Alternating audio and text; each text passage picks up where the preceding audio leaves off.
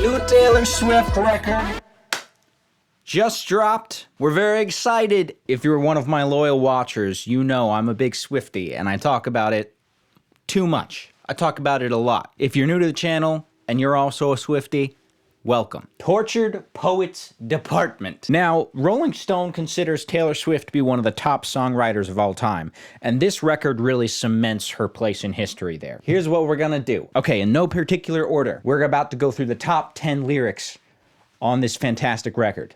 Starting out with track 23, I Hate It Here. My friends used to play a game where we would pick a decade we wished we could live in instead of this. I'd say the 1830s, but without all the racists, and getting married off for the highest bid. This is a fantastic lyric, and frankly, I think it's about time someone said this. She could have simply just said, I wish I lived in the 1830s, but that would have contributed to how 1830s racism it's being normalized right now. When I first listened to that track and I heard the line, I'd say the 1830s, my initial thought was that she meant she wanted to own slaves. But then that line immediately after really dissolved my concern. I'm gonna go B tier with this one. Next lyric. Brand new, Full Throttle, touch me while your bros play Grand Theft Auto. Okay, I have some issues with this. I'm really confused what the social logistics of this are. Are his bros, are they in the room? Or is this like online play? And also, how do you have one hand on her, one hand on the controller? You kind of need two hands for Grand Theft Auto. It also doesn't say, touch me while you play Grand Theft Auto with the bros. It just says, touch me while your bros play Grand Theft Auto. So is he even playing the game? How is I have no idea how this is supposed to work, and frankly, I don't see a way for it to work. Grand Theft Auto, I'm gonna put in D tier. Next up, Fortnite featuring Post Malone. And for a fortnight, there we were, just counting down the hours. And when the storm was moving in, you were my tilted towers. Beautiful. This is why she's top 100 songwriters of all time. Fortnite, we're gonna go, I'm gonna go A tier. Okay, title track. Now, I have two lyrics I've picked out from the title track. The first one is just the title itself, the name of the album, Tortured Poets Department.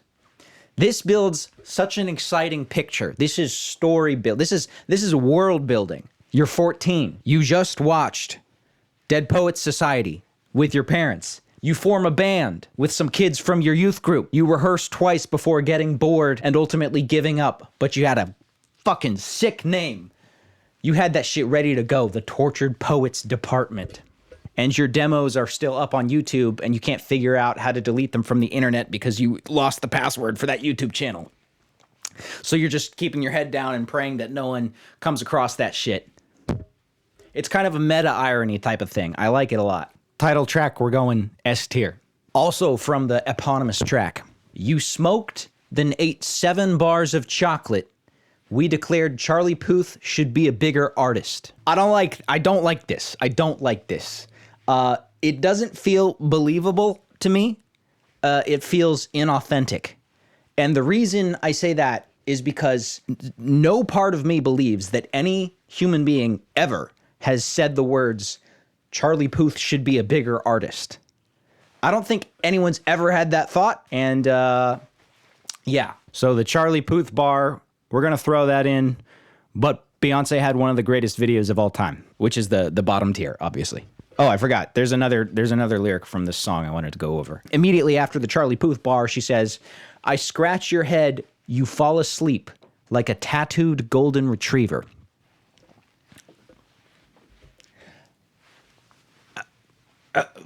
That's called a simile. When you compare one thing to another thing for the sake of imagery or making a point. That is an incredible F tier simile. Golden retriever, We're going to put that in S tier. Next, we have a lyric from I Can Fix Him, No Really I Can. For all the Tennessee crackers I call my friends, I feel like me and Kanye could make amends. I made that bitch famous. This is in reference to a bar that Kanye, in fact, used against her. This is really where Taylor Swift's prowess as a wordsmith shines. She took something that was used against her and she weaponized it and returned fire. I love that. I think it's very crafty. I'm gonna put this in S tier. LMOML, love of my life. Morning hours, wilted flowers in a coffee cup. You said your right brain needed rest and pressed your head into my chest like a baby with tattoos. Okay. Now, I feel like we're just kind of reusing similes at this point because we just had the golden retriever with tattoos thing. It's a good simile, don't get me wrong. But it feels kind of, they both feel cheaper to me now because it just kind of seems like you're reusing bars. Baby with tattoos, I'm going to go D tier. This next one's interesting. So this is not on Spotify. It is a bonus track that right now is a vinyl exclusive. So this is The Man Taylor's version, which is obviously a re-recording of The Man from her album a couple records back. For those who aren't as familiar with the Taylor's versions of tracks, they're re-recordings of old masters, so she'll update some of the words. Not that there was anything wrong with the words to begin with.